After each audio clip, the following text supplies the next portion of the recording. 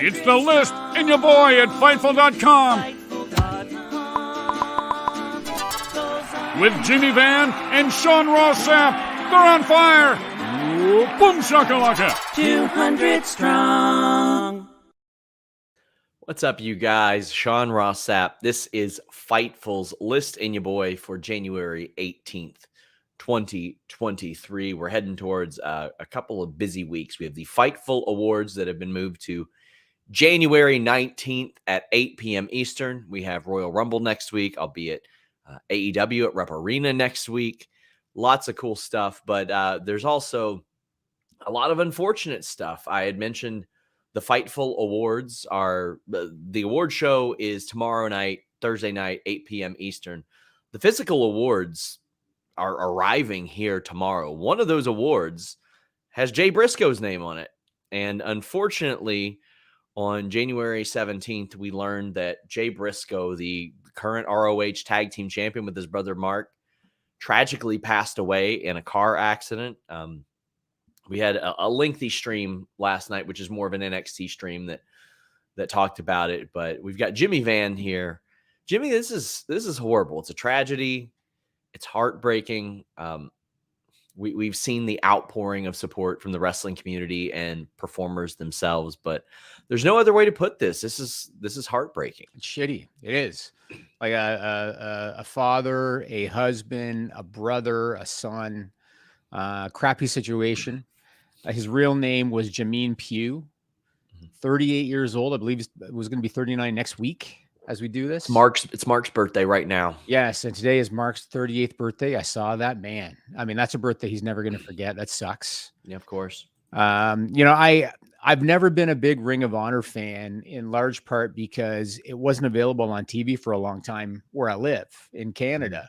And back in the day, I wasn't a big tape trader. And so I would see stuff online, and I think I've got a couple old DVDs kicking around.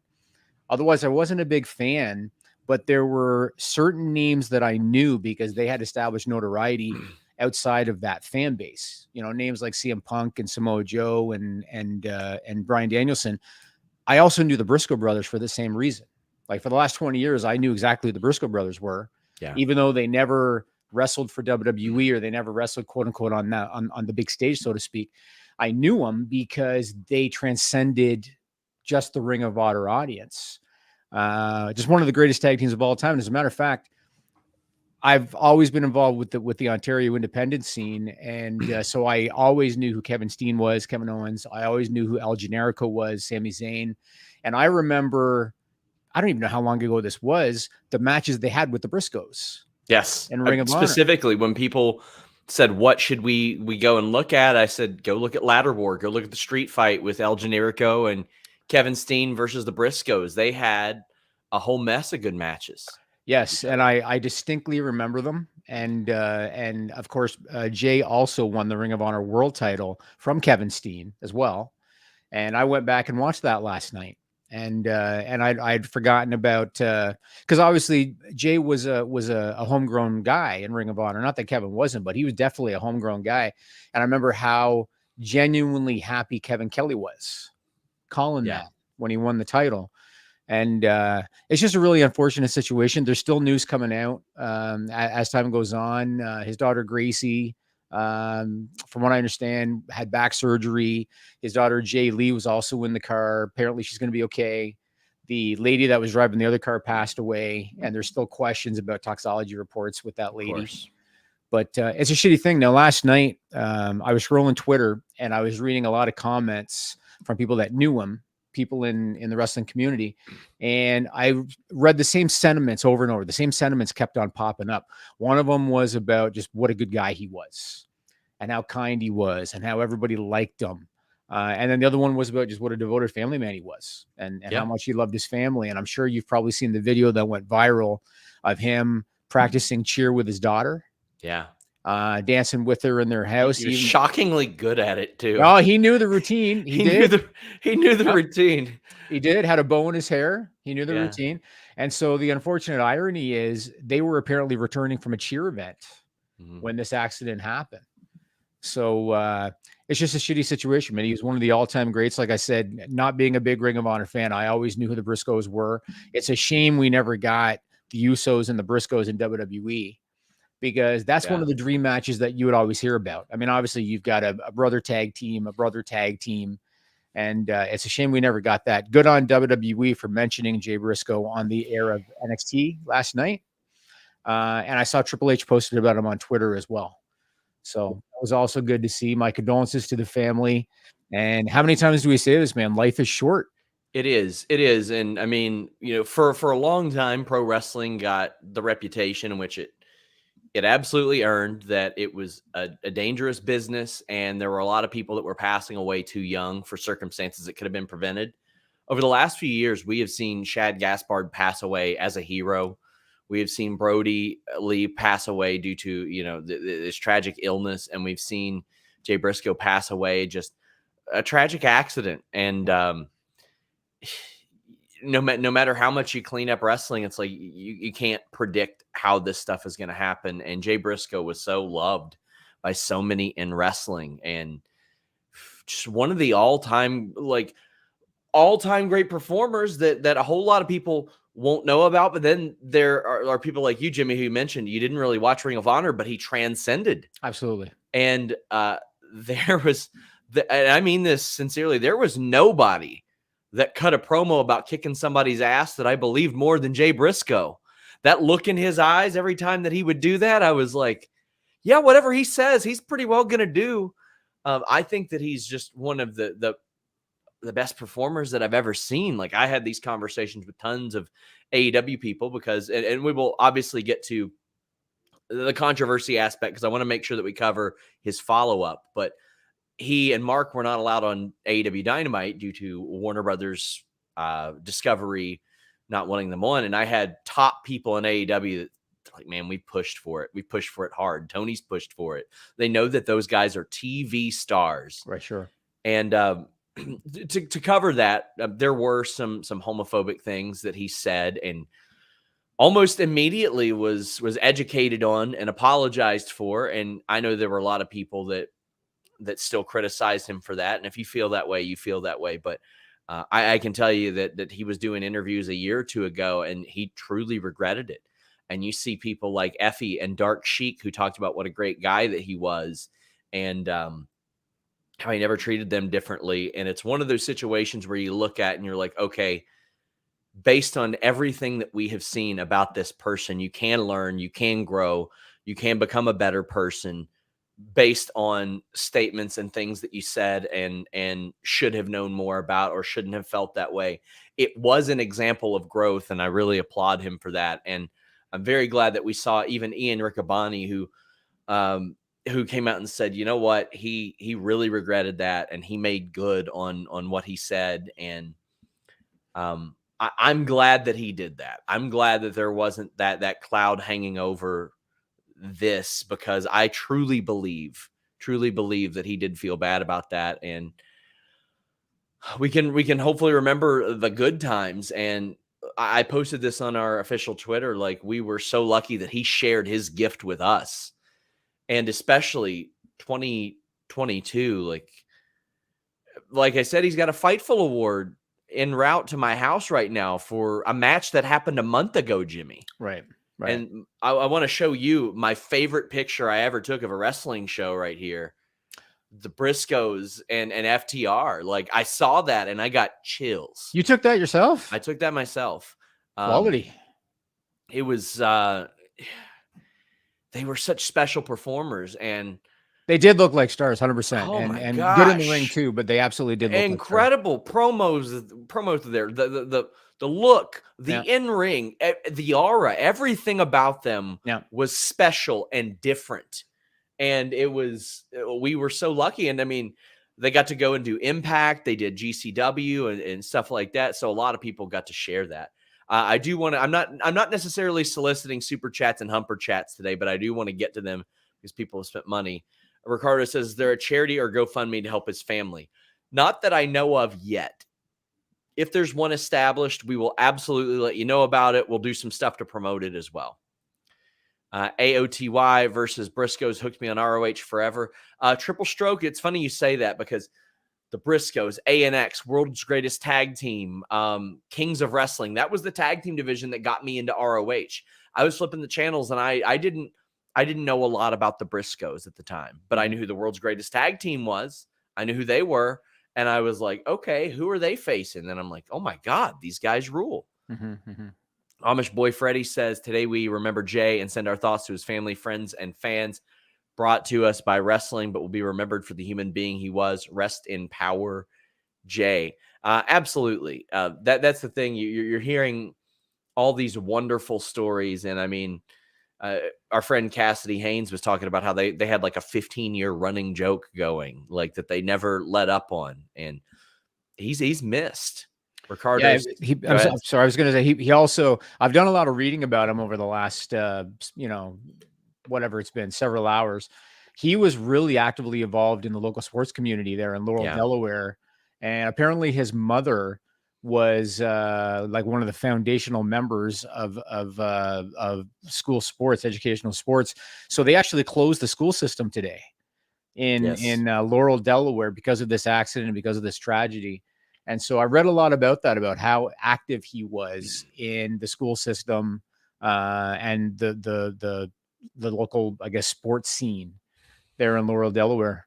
So yeah, you're not hearing anything negative about it. I understand what you're saying about the comments that he made in the past. Yeah. But aside from that, I haven't read or heard anything negative about him today. And obviously I wish he wouldn't have made those comments, but I think that he went above and beyond to try to make good on that. And I know a lot of people questioned at the moment if he was sincere about them, but I think in his actions, his statements, and especially his explanation a couple of years ago, he said that he misunderstood his own religion and things like that. And I thought that was very sincere of him. Brandon, who lives around there, says there's a dark cloud hanging over the town here today. Everywhere you go, we had a terrible fire overnight that destroyed part of downtown area. Just crappy. Wow.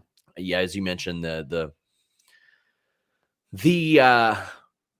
school shut down, which, unfortunately where I came from, we had a lot of people that passed that were in school. I think we had over a dozen people in a school of 700, and it is absolutely the right idea to close the school, provide counseling, which I'm sure that they're going to do.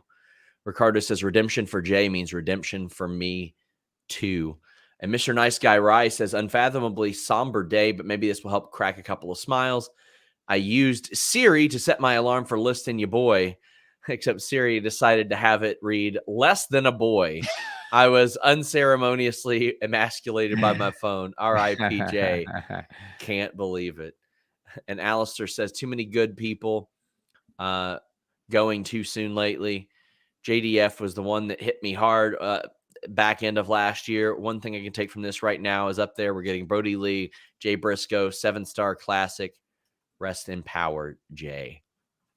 Yeah, man, this is reach for the sky, going to have a different meaning from now on. And, that's another thing. Like if Mark Briscoe comes back and wrestles, I mean, obviously it's going to be very emotional for him. And we don't know. We have no idea. From all what I had understood, they do very well outside of wrestling. But he's never known a wrestling landscape without his brother, without the person that he's never known life without, much less life in wrestling without. Yep. So I can't imagine how that family is feeling right now. Justice says FTR versus Briscoes 1 was the first time I ever watched Jay and Mark, and they instantly became one of my favorite teams ever in team of promos and untouched. Prayers for his family. I appreciate you all at Fightful for what you do. Well, we appreciate you, especially for being so generous there. But I also something that we spoke about, and the only reason I'm talking about this is because it was on a public show, but you had messaged me about it, Jimmy, the Kevin Nash thing, where he had some concerning things that he said after the loss of his son. And it had a lot of people that were concerned. And I don't want to share the nature of the conversation, but I did reach out to Kevin Nash. I did hear from him. And, obviously he ain't feeling great about it. He ain't feeling great about it. And he says he's just pushing forward, and he was blessed to have him for as long as he did. And this hit Kevin hard. And he was also very worried about how news would emerge of it and all that, because he and his son, as with any father and son, they had their problems, they had their good times and all that. And it meant a lot to me that he trusted us to put that news out there. But also, I mean, like you can't possibly fathom losing someone that you raised before they were gone. So, I mean, I want to send our love to Kevin Nash as well, who's very clearly having a tough time. And I hope he knows how many people love him and how many people admire him and appreciate him and are thinking of him at all times. And, there's a lot of toxicity and bad shit in wrestling. And, like this stuff puts it in perspective. Life is precious and you can't replace that. And ultimately, none of this wrestling shit is that important. It's the people you care about, the people you love, and just people in general that are more important than all of this stuff. Yeah, I mean, I've lost people close to me. I know what that feels like. And it really makes you question your own mortality. I think you and I have talked about that before, especially when my sister passed away at the age of 49. Really had an effect on me. And I hit you up, and I know that this is something that he might not want to do, but I hit you up and I said, I'm going to put up the trailer from the documentary that I did about my parents when my dad was diagnosed with terminal cancer, because I thought maybe, something like that might help him, because it helped me. Just being able to, tell stories and jokes and interview people that were close to my father and all that kind of stuff. But the one thing I'll say about Kevin Nash, and I've told you this before, I'm not a big podcast guy. I don't watch a lot of podcasts, but I absolutely check out Kevin Nash's podcast. It's a great show. He's funny and he's really smart, man. Like he's the top 1 percentile of intelligent former pro wrestlers. Just a very intelligent guy and really knows his shit. And I enjoy watching him, and a lot of people do too. So I know he's going through a hard time, and it does get better as time goes by. Does it ever, go away? I don't think so, but it does start to get better. I've had a lot of people that have asked me that aren't familiar with Ring of Honor, that asked me for singles matches of Jay Briscoe's. And by far, I think the best one, it was the 2007 match with he and Mark, which there are multiple good ones. Like from the first couple of years of ROH, 2002, 2003, there were a couple of really great ones. Like they have had, I want to say 5 or 6 just really, really incredible matches. Like you could just spin a wheel of their matches, and there's probably 10 of them that are really, really great. But if you want to go for something besides that, he had a cage match with Samoa Joe in 2004. There was the Jay Lethal match in 2015. Kevin Steen, that I think it was 2013 in ROH. There was the Adam Cole Fight Without Honor match. The Roderick Strong match is from 2011 is just one that I feel like you gotta see. But for those that are looking for specifically singles matches, those are some that I would recommend. Have a lot of people asking, of course, other tag team matches from before this year. Motor City Machine Guns. And this is Motor City Machine Guns like when they were first getting going. Motor City Machine Guns in 2007. I remember Punk Cabana. Oh, yeah. And the 2 out of 3 falls match. And Hardy Boys. That was a good one. Aries and Roderick Strong, they had great ones against them. Aries and Kota Ibushi. Austin Aries had really, really incredible chemistry with the Briscoes as well. But like even if you wanted to check out stuff outside of Ring of Honor, there was stuff in Noah with Segura and Marufuji. There was stuff in House of Glory as recently as a few months ago. Against Fletcher and Davis that were just you couldn't believe. There's stuff in PWG from back in the day as well. Like there is no shortage of stuff. Oh gosh, I saw this one pop up in our chat as well. Besides the GCW one, Walter and Timothy Thatcher a few years ago as well. They had I would say Gorillas of Destiny's best match ever was against the Briscoes. They were just so many things. They were some of the best performers I've ever seen. Demon Diva says today is Mark Briscoe's birthday. Can't imagine how he's feeling. Sending love and prayers to that entire family, as we all are. Michael Branson says Today marks 10 years since my father passed away unexpectedly. The news from yesterday has us all so messed up. Just in case there's people watching here that weren't on the NXT post show, I love you all. Pass it on.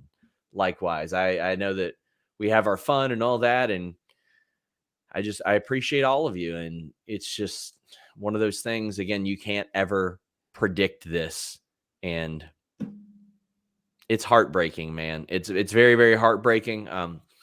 I don't want to promote anything for them. I would imagine that AEW is going to do something tonight, sure. which is an unusual position for them to be in, because he wasn't allowed on their show, and they wanted him to be a part of it. But I would like to believe that Warner Brother Discovery is going to be like, okay, we got to do the right thing here. I'm sure. It wouldn't surprise me if anybody with a connection to Ring of Honor is going to be standing on that stage. Oh, well, I know. You know what I mean? I know there are some people that weren't planned to come in that they rushed to get in for that show. And based on my experience of how AEW runs, they're going to offer Jay Briscoe's family as much help as they possibly can. They'll probably offer their roster counseling and help in that capacity. Like, based on what I've seen and how AEW has dealt with mental health issues, with tragedies, I think that they've handled it the right way. And I appreciate seeing that. And again, NXT, I was very pleasantly surprised. And So that's Hunter's influence for sure. And not to discredit Vince. Don't know if that would have happened on his watch. Well, that was a Shawn Michaels call, from what I understand. It was. Okay. So I wanna talk about that. I interviewed Kofi Kingston today, and that interview is going to drop next week. And I don't think it's inappropriate to plug the cause as well. Kofi Kingston is raising money to build libraries and computer labs in Ghana, which is an amazing cause, just an outstanding cause. And I hope you guys will go retweet the post that I made about that, because it really is. It's something that you should really help out on. But I asked him about Jay Briscoe in that interview, and it's not dropping until next week, but I thought it was important to put his words out there today. And he said that he never met Jay Briscoe, but he felt like he knew them because, they were tied together at the top of the tag team ranks for so long. And they've both been, like, he's been at it for 15 years and Jay was at it for 20 years. And that was very important. And I had reported last night, and somebody from NXT passed this along to me, that the NXT was set to have a funeral segment for Pretty Deadly's title shot. Like, New Day was going to come out and be like, oh, well, today we mourn the loss of their title shot. And when NXT got the word of this, which happened, gosh, I want to say right before, like during the show, I think it happened. Yeah, it happened 25 minutes into the show. They nixed it, completely nixed it. And Shawn Michaels made sure that Vic Joseph paid respects to Jay Briscoe, which should be the standard. I love how people handled the Don West thing. I've loved how they've handled the Jay Briscoe thing. But above and beyond that, like they went and they nixed a television segment that would have been in poor taste. So I'm glad to see that they did that. And from what I was told, for Kofi, Xavier, and Shawn Michaels, it wasn't even a conversation to be had. It was, we're doing this, we'll do something else. These are pros. They can adapt to it. And I'm glad that they did that. And Shelton Benjamin also spoke about Jay Briscoe on the bump. As I had mentioned, that tag team division in the mid 2010s is what made me look at them and be like, okay, this is something that I want to see again. And they had some really good matches. Right. It's heartbreaking. It's tragic. And I just want our viewers to know we appreciate you. We appreciate you all understanding. Like, this is the type of thing that I ain't breaking this news. This is the family's information to put out there, and the local police's information to put out there. And this goes beyond what it is that we do here. So I appreciate you guys understanding that, and trying to avoid some conjecture and being respectful in the comments as well. I want to thank our moderators for being very, very good about that, because there are lives that were lost, and other lives that are young lives that are being battled for as well. Yeah, and without going into too much detail, I was telling Sean, you know how sometimes there's some outlets out there and they might hear a news story and then they decide to fill in the blanks with guesses, and then they call that a news report. And there were people before before the police reports were coming out and before more details were known, there were people from other outlets that were making reports about, oh, it's believed that this person was in the car, and it's believed. And I hate that shit, man, especially a topic like this. If it's a wrestling storyline, cool. But a topic like this, you know, you don't just assume or guess because you read something vague. And so, yeah, that was very irritating to me. As time is going on, we are hearing more information, but no speculation about a topic like this.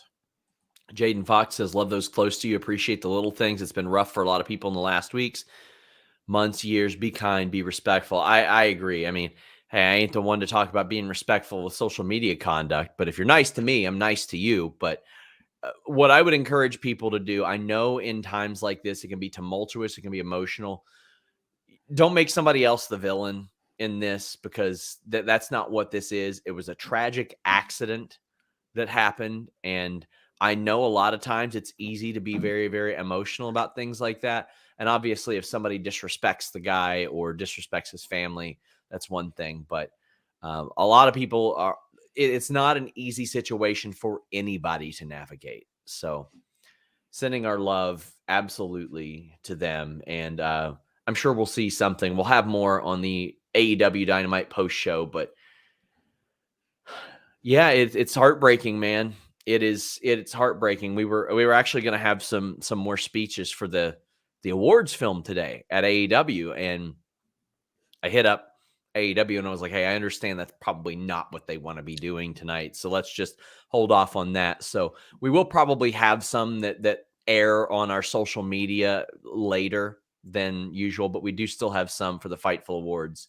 But I mean, that match was a month ago, Jimmy. I know. A month ago. I think the awards voting closed 3 weeks after that match, and it ran away with it. So I love the respect that he was given there as well. Matt James says, the tragic news of Jay has me feeling all I cannot pronounce that word. I try it all existential all the time. I mispronounce it. And reflecting, I made sure to message all my loved ones today and let them know how much I love and care about them. I hope everyone can do the same.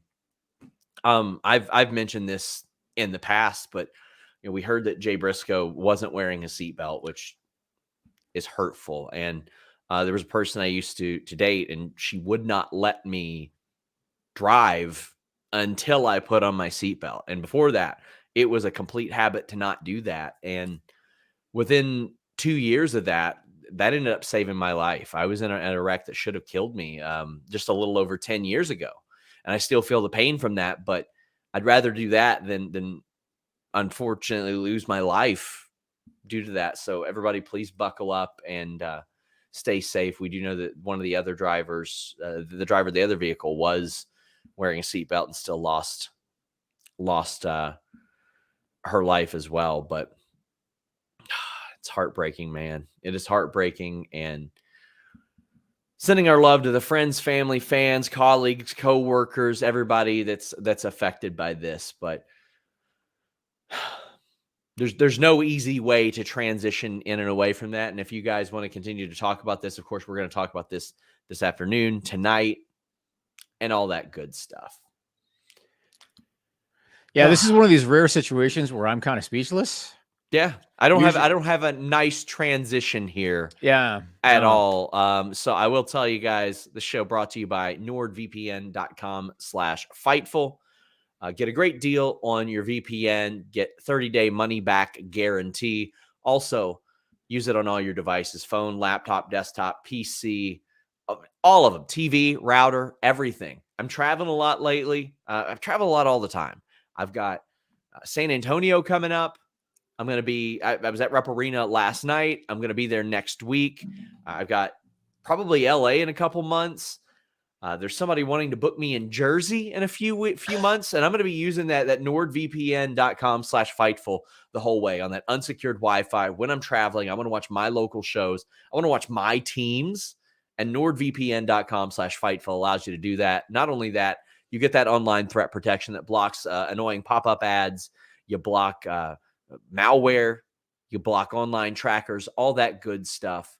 NordVPN.com/Fightful. It's the fastest VPN in the world, and it's the VPN that everybody's talking about. Huffington Post, BuzzFeed, Forbes, Wired, and now Fightful. How about that? And now you also get a free gift with your purchase. You're going to end up saving money. I'm buying that UFC pay-per-view this Saturday. I'm going to pay about 1/6 of what I would be paying by subscribing to an overseas service. So check it out, NordVPN.com/Fightful, one of our greatest sponsors. We greatly appreciate them. Is that Glover? It is Glover. Oh boy, am I pulling for Glover.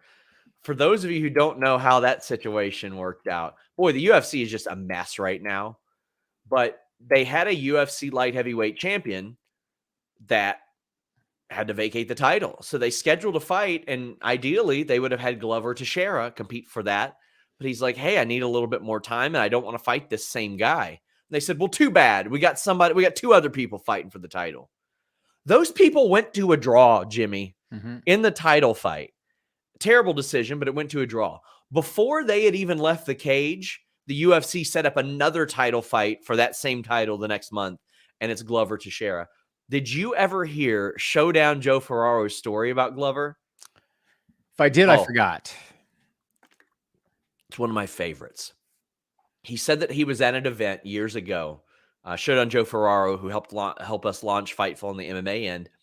And he said he was doing media, and Glover Teixeira walked up to him, and he said, Joe, my friend, what are you doing this weekend? And he goes, well, I'm putting together a deck. And Glover patted him on the back, and he said, no, my friend, we're putting together a deck. And he came over and built his deck with him. What? Yes. Wow. So Glover was incredible in town? is this, man? Glover was in town for the weekend for the show, I guess? Yeah, it must have been something like that. Yeah. That is just amazing. Wow. Amazing. Class act human being. Wow. Yes. That was me. I would have said, enjoy yourself. Yes. Oh, man. So what else? I mean, I think something worth talking about today. We don't really have a format or anything for today. Nick Khan did an interview with Bill Simmons, Jimmy. And it was a fascinating interview, but it was a very much calm down, everybody type of thing. And I don't know how much I believe it. It was a very corporate. He knows what he's doing. It was a very corporate interview in terms of his answers. He kind of disregarded the Reader Chatterton stuff, called it an encumbrance, and I think he called it an inconvenience. That is, I thought that was very disrespectful and really minimizing the situation. Oh yeah, 100%. Yeah. I don't know. So one thing I was going to do today was I was going to explain the Vince stuff with the amendment that happened on Monday, because a lot of people ran with headlines. Other news outlets ran with headlines that just wasn't really accurate or not entirely accurate. So I was going to kind of explain that. But in terms of the Nick Khan thing, I got a few quotes that he said in the interview with Bill Simmons. So he did kind of, he talked about we knew Vince was going to come back. This is no big deal. That was kind of the gist of a lot of it. He said WWE is a publicly traded company, but Vince's controlling share gave him a lot of authority and he used it. And Nick Khan said, and I applaud him for doing so. So he kind of made it wasn't anything out of the ordinary. He said anyone who believed that Vince stepping down was permanent didn't know him. And this was a quote, that was never going to happen, but I'm appreciative of the fact that he gave it 5-6 months, let the dust settle a little bit, then came back in the way that he's come back. Let the dust settle. That was, in terms of those allegations, let the dust settle. Yeah, the dust doesn't settle on that. Vince just forced his way back in. That's it. There is no dust settling for something like that. I thought that there was a lot in this interview that was very dismissive. Especially the Tony Khan stuff, referring to him as kid over and over again. Yes, he did. And I actually looked it up. Tony's 40 and Nick is 46 or 47. Yeah. And so he did dismiss Tony the way that he said that. And you know what? You're not going to know this, but this reminded me in Canadian politics. Do you know who our prime minister is? A guy named Justin Trudeau. Yes. So when Justin Trudeau was first running for prime minister way back, because I think he's been in power now for like 8 years, whatever. When he was first running, his opponent, who was the current prime minister at the time, whenever he did any kind of ads or any kind of debate, he referred to him only by his first name, Justin, never called him Mr. Trudeau. And the feeling was he did that because he wanted Trudeau to look like a child because he was a younger guy. So we always called him Justin, Justin, Justin, never called him Mr. Trudeau. When I see him call Tony Khan, a 40-year-old man, kid, it is very dismissive. You know, it's interesting because Vince did the opposite thing for Petey Williams. He thought that Petey sounded too immature and insisted that he be referred to as Pete, not only backstage, but on internal documents as well. Right. Interesting. A couple other things from the Nick Khan interview. He left the door open to the possibility of Stephanie McMahon returning down the road. Yeah. He said, at this moment in time, I think she felt her work was done for now. Nothing is permanent. Life is long. We'll see. And then, as you and I talked about last week, the Saudi rumors, he said 100% fake, 100% made up. Yep. And that's why when that happened and I got word that was the hot rumor everybody was vague tweeting about, I made sure to say, in no way have I been given any indication that this is actually happening. That was literally in the tweet where I posted it. And I've mentioned this before, Jimmy. I was ready to take the night off. I thought that was going to calm things down. I didn't think that people were going to go out and be like, it's confirmed, when it absolutely wasn't. Yeah. I thought, if anything, people would be like, oh, okay, that's it. That's the rumor. All right, I guess we'll see. But man, there was a lot of minimizing and all that, but I do like that he said straight up what he said to Talon as well. We're looking to do a sale if we do it before we negotiate media rights, for the obvious reason. Like, if Comcast buys that, they're going to say, well, we're going to put this on NBC and USA and all these other networks and all that. And I was mentioning to somebody in WWE, I had a wrestler that called me about this, and they're like, okay, well, what are your like 3 picks? And I said, well, probably Saudi, Comcast, Disney. And they said, what about Endeavor? And I'm like, well, Endeavor, maybe, but they don't have their own networks, do they? No, I mean, they got to do with ESPN. Of course, they got to deal with ESPN, but if that were the case, Disney could just go in and do that themselves. But if you've ever watched ESPN at 3 p.m. on a Saturday afternoon, it's like drone racing or cornhole or something like that, like spelling bees, the rodeo, stuff like that. And they could run legitimately replays of Raw, replays of SmackDown. They can really, really maximize the return that they get on a lot of this stuff, put more eyes on it in very unique ways. But yeah, there's an awful lot of possibilities. And I feel like if Saudi were to buy it, they'd probably grossly overpay, which WWE would love. I'm sure Vince would love that. But yeah, I actually put the Saudis and Tony Khan, and we shouldn't say Tony Khan because Tony Khan's not the money guy. Shad Khan is. But I would put the Khans and the Saudis on the same level, in that I don't think Vince would want to sell to them unless their offer was so much higher than everybody else. Otherwise, I just don't think he'd want to sell to a competitor, you know? Kate mentioned that Kip Sabian is on Twitch, and all donations to his channel will go to the family of Jay. I do want to get to some of these super chats as well. Corey says, crazy enough, my favorite singles match was the Jay versus Mark fight in the barn. Oh, hell yeah. Miguel says, seeing Jay Briscoe near me slamming Dax into the barricade in the audience at Death Before Dishonor was such a cool sight. Plus, to watch that live was amazing. There are a whole lot of people that got the benefit of seeing them live this year that normally probably wouldn't have, or the past year. Emily says, thought that Nick Khan's answers glossing over Vince's sexual assault allegations were disgusting. His unwillingness to talk about Steph leaving was also interesting. Yeah, it seemed like an awful lot of, no, everything was fine with Stephanie and Vince, when the timelines that matched up there did not indicate that they were. Common sense would tell you that she was on the board, she knew the allegations were coming, and got the hell out. And then when she had an opportunity to be back in control, she came back. And then when Vince came back, all of a sudden she's gone. WWE had told me that, well, it's just a continuation of last year. But I also agree. I thought that glossing that over and implying that Vince had I think he said that Vince had been like very, very honest with the process. And I'm like, had he though? Because nobody knew, like the people that should have known about this didn't know about this.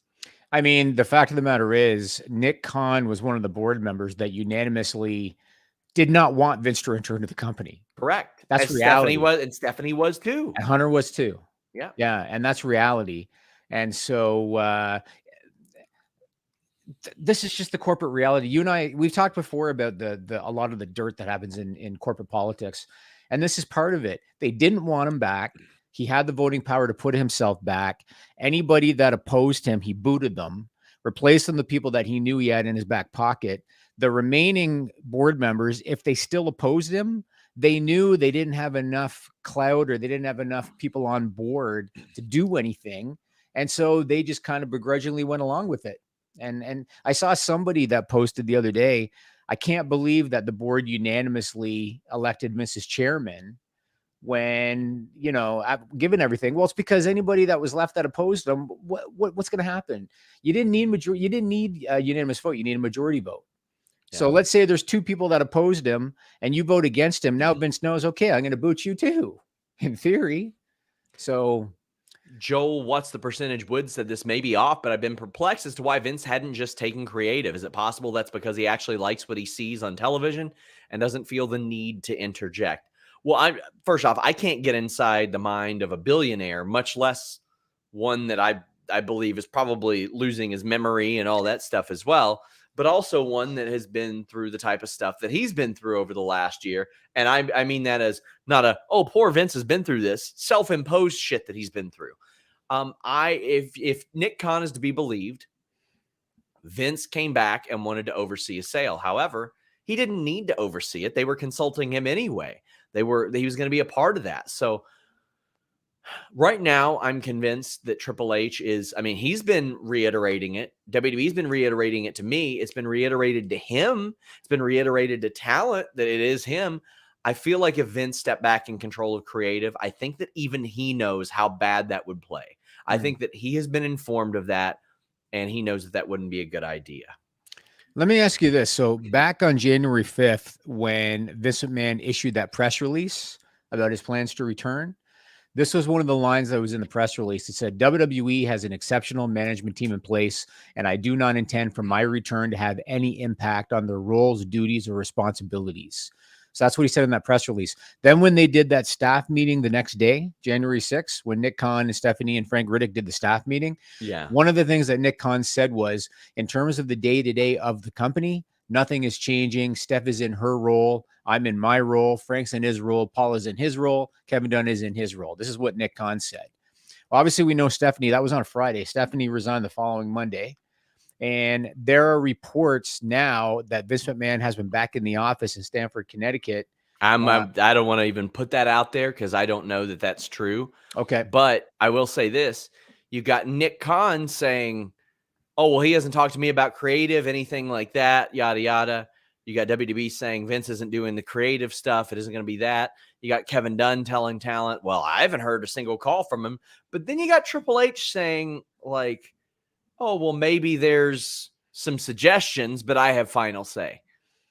That's where it starts. But at least it does sound like Vince has been talking to him about it. Right? Yeah. Okay. Ryan says, what's the chances we can have a podcast with Jimmy and Eric Bischoff on a WWE sale? Funny you mentioned that. I pitched that to Jimmy this week. Yeah. And I'm going to see what we can do. Obviously, it won't be this week or next week, but we'll see when we can get that on the schedule. We've got a good relationship with Eric. But yeah, I think they both have been very informative on the subject. And Eric Bischoff almost bought WCW at one point. So yeah, the assets, I think. Yeah. Mr. CJ Lilly says, do you feel there's an effort by the IWC and some critics to push people like Bray and Alexa back and cross out of the industry? No, absolutely not. Listen, Mr. CJ Lilly, I appreciate the super chats, but you say this a lot. Criticism is not trying to push somebody out of the industry. There is understandable criticism over the lore storylines. That is, some people just do not like this. Some people just don't like it, and that's okay. And a lot of people aren't going to like your favorite stuff. A lot of people aren't going to like your favorite wrestlers. That's unfortunate. If it's constructive criticism, that's one thing. If it's attempts to bully or attack somebody personally, that's another. When Bray came back, it was universal praise Yeah. at Extreme Then they Rules. just didn't do anything with That's him. the problem. Yeah, people wanted Bray to come back. People were intrigued by the video packages and by the QR codes, and they were intrigued by the crowd. I think it was in Philly at Extreme Rules. The crowd went ballistic when he came out. People wanted him back, and they wanted to invest in him. The story has sucked shit. It has. I don't know who the hell Uncle Howdy's supposed to be. I don't know why he attacked Bray. Now he's I'm going to post some more news on that on Fightful Select this week. Okay, well, that's good, but they haven't said anything on television. You're right. He's shown up at Raw, and all he does is stand in the light waving at Alexa, not doing nothing. It's been really poorly handled. And it's been like 3 months. So, but nobody. By the way, leave.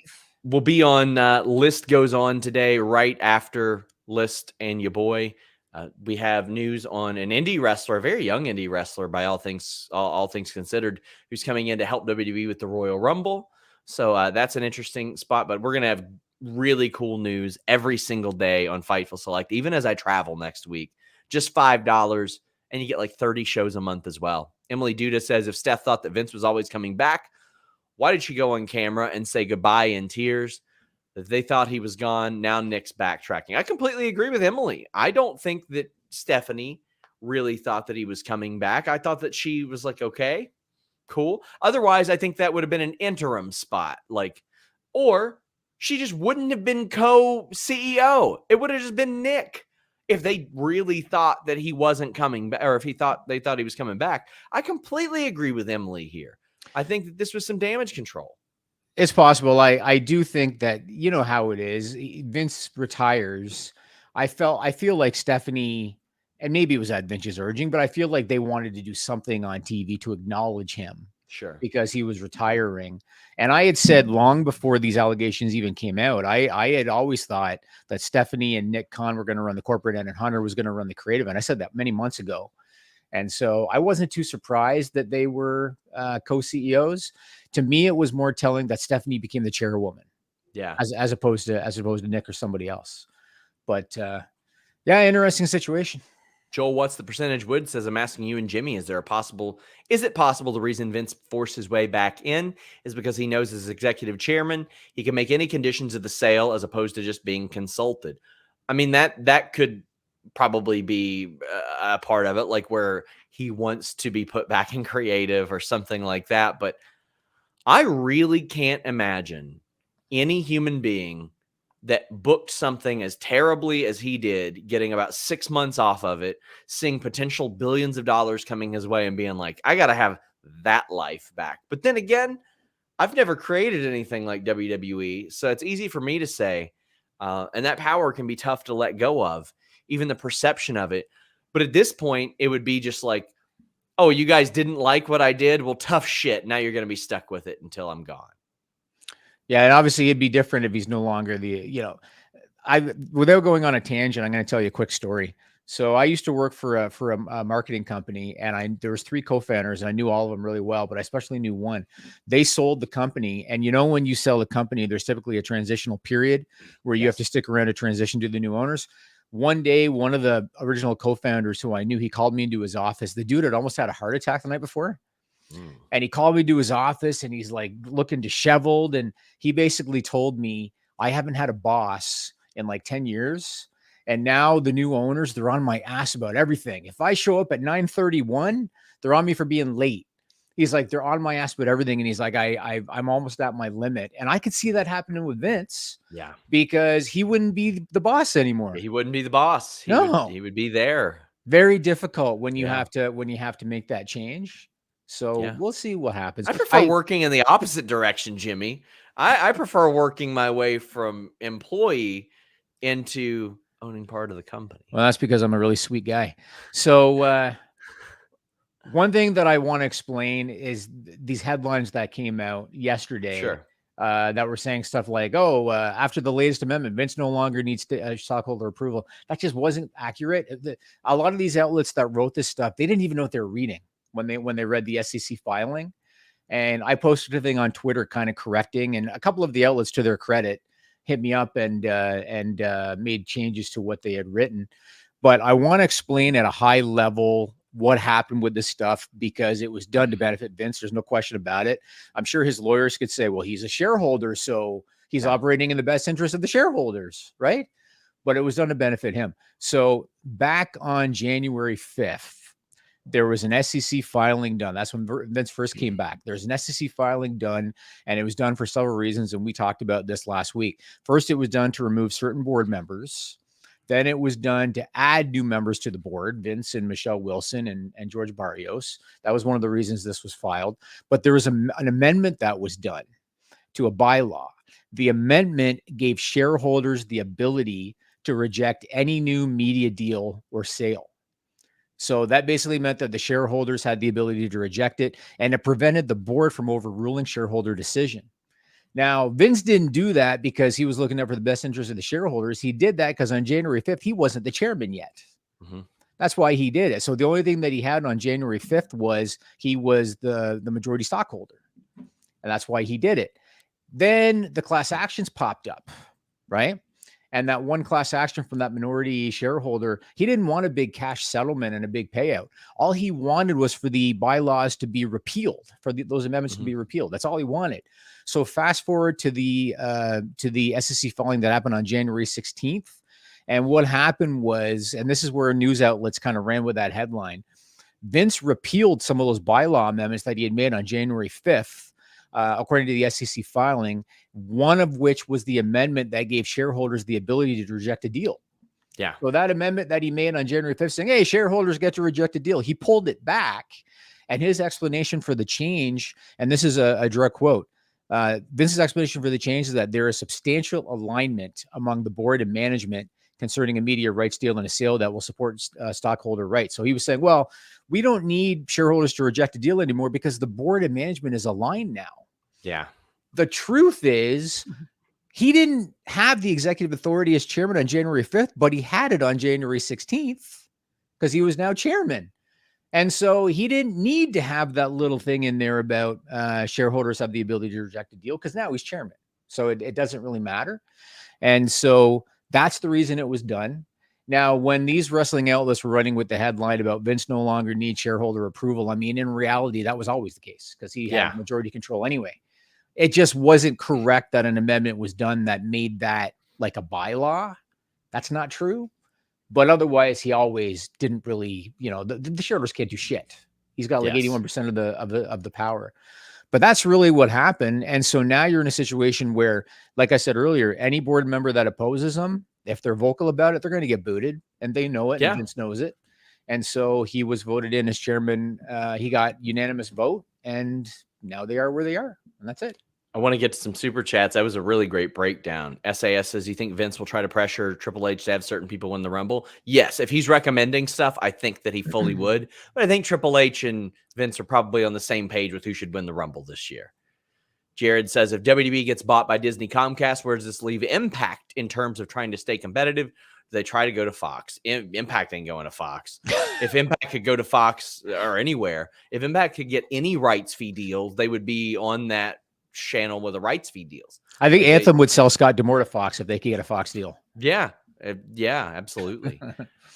Justice says, what's going on with the news story of, I believe, the Chicago Fire Department suing Vince and affecting his role? It was Detroit. I believe the Detroit Fire. I didn't write down the exact name of it.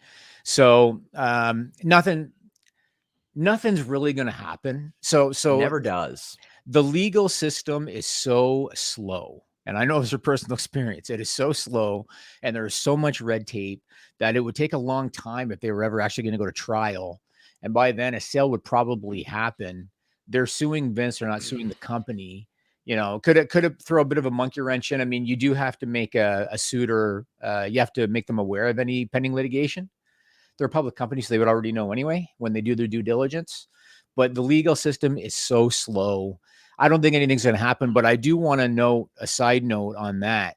So you know how I said earlier that after the January 5th amendment, one of the minority stockholders filed suit because they claimed breach of fiduciary duty and abuse of power, and they wanted the bylaw changes repealed. Well, when Vince made those changes on January 16th, in theory, he might have done enough to dismiss the lawsuit. Yeah. Because he did repeal the bylaw, or at least that one significant one. Now, granted, he didn't repeal it to appease the lawsuit. He repealed it because he's chairman now. He no longer needs shareholder approval in order to keep himself in there. But he might be able to use that as a way to dismiss the lawsuit. Yeah. Tim Gordon says, have you heard anything about Anna J? Will Washington seemed to insinuate the spot went more or less as planned. Yeah, I mean, I think it did as well. I think there's a lot of faux outrage, faux concern when it's women doing these spots or the blood spots. Saw it a lot last year with Chelsea Green and Deonna Purrazzo with the ladder match when they tipped to the outside. And, you're going to get those people that are concerned trolling no matter what. But I see it, especially when they're women. They know what they're doing. These are professionals. They know what they're doing. The only thing I question is, how did it go as planned when she missed the table? Beats me. She could have seriously gotten hurt. Ask Will Washington. Yeah. Ask him. I haven't heard of any injury. And Chi-Town Spurs says, really enjoyed the match. The table spot was brutal. Don't think she's hurt. As far as I know, I haven't heard anything as of yet. Emily says, last thing, between Vince returning, Steph leaving, and Nick's comments, if I was a woman in the office, I would quit. Cultural goodwill is gone now. There's also an influential woman within the communications department that was let go last week as well. Stephanie Fondella, I think her name was. But I mean, I had heard the rumors of the Stephanie Vince friction thing when her team was dismantled and replaced as well. Did you hear any reasons why the communications person was let go? I think they're just filling them in with maybe Nick's people. Oh, I see. Okay. Who are very good. I'll say that. But I mean, to hear that Adam Hopkins from WWPR, who, I've had ups with, I've had downs with, but the last few years have been all ups. But he was very good at his job. He's been there for 25 years. Right, Since 97. Right. Since 97. Right. Joel, what's the percentage? Wood says, if Comcast or Disney buy WWE and keep Vince in charge, wouldn't that technically make him an employee of Comcast? Meaning they could fire him if justified. Well, it would depend on the contract or whatever was signed there. But Comcast and Disney are two places where I don't think that they would agree to a sale on the condition that Vince stayed involved in a creative aspect. What do they stand to gain from that? I think it might have been the Nick Khan interview where he alluded to the fact that maybe they would not sell 100% of the company and that a minority percentage would remain with Vince. Yeah. I would be stunned if a media company did that. Why would they want to be associated with him? Yeah, I just don't understand why you would, So, but that was something that Nick Khan suggested that, maybe they don't sell 100% or something. They leave minority. I mean, again, maybe the Saudis would, just to kind of get in there because they have their own reasons for wanting to do it. Yeah. But like you said, like a Comcast and Amazon, I just don't see why they would do that. Let's wrap this show up. We're heading over to the list goes on right after this on Fightful Select. Caden says, got to see 4 Briscoe matches in person this year. One of Jay's final matches in ROH. I'll forever cherish those memories. Absolutely heartbreaking. Love all of you all. We appreciate the words. We're very glad that you got to see that. Caden also got to see that Jacksonville Jaguars come back in person this past weekend. That was insane. Heard about it. I'm not a football guy, but I did hear about it. I am, and that was one of the most impressive things I've ever seen in my entire life. Mr. CJ Lilly said, oh, and listen to this, Jimmy. The likelihood of this happening is very low, but Jaguars play the Chiefs this weekend, probably the best team in football. If they win and the Bengals win Sunday, the week after that is Bengals, Jaguars. Where? Cincy. Really? Now, in between that, is AEW in Lexington. Jimmy, I'm going to roll up there dressed like Tony Khan cutting that promo on Nick Khan. I can't wait. I will talk so much shit ahead of that if possible. Give me that. Mr. CJ Lilly says, for me, Howdy's a separate person to Bray wanting to control the Wyatt Six. He helped Alexa Monday for distracting Bianca and Alexa, who is a part of the Bray world as Kane is to The Undertaker. Yeah, I mean, I think they're for sure the different people. I think Bo they have to be because he hit him with Sister Abigail on SmackDown. Yes. They have to be two separate people. They have to be two separate people. They have to be. Like the lore cannot be made up. No. For that. And Joel says, my follow-up is, would Vince still sell if they don't keep him in charge? Do we think Comcast is a leading candidate? So that's the big question. Will Vince just stubbornly force his way back in to keep whatever it is he has? Because let's be real, Vince will never spend the amount of money that he has. Fiduciary duty. Yes. So if fiduciary duty. If they get 2 offers, one's for $7 billion, and they will let him remain chairman or whatever happened, or somebody else offers $8 billion, but Vince, you're out, and Vince takes the $7 billion. Good luck. Yep.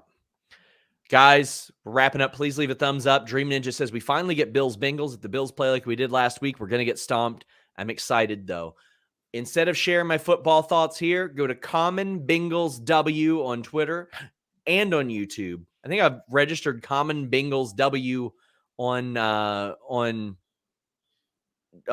.com as well. So check that out, guys. We're heading over for the list goes on. We've got the AEW post show tonight, and Thursday, January 19th, the Fightful Awards.